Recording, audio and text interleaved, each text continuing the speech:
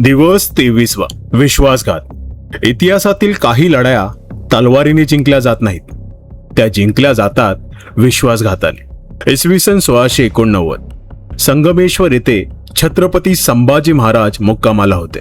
पण सावल्यांमध्ये एक मोठा डाव आखला जात होता. मुघल सरदार मुकरब खान अचानक सैन्यासह तिथे पोहोचला. हा हल्ला अचानक नव्हता, कारण मार्ग दाखवणारे हात स्वराज्यातूनच गेले होते, असा उल्लेख अनेक ऐतिहासिक स्रोतांमध्ये आढळतो. आणि अचानक संगमेश्वरला वेढा पडला. छत्रपती संभाजी महाराजांनी प्रतिकार केला.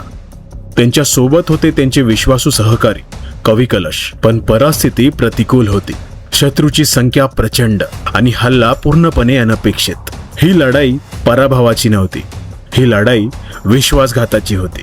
कारण रणांगणावर छत्रपती संभाजी महाराजांना हरवणं मोगलांसाठी जवळजवळ अशक्य होतं. पण त्या दिवशी इतिहासाने वेगळाच डाव खेळला. हा होता दिवस 23वा, स्वराज्याच्या इतिहासातील सर्वात वेदनादायक विश्वासघात. जय जिजाऊ, जय शिवराय, जय शंभूराजे.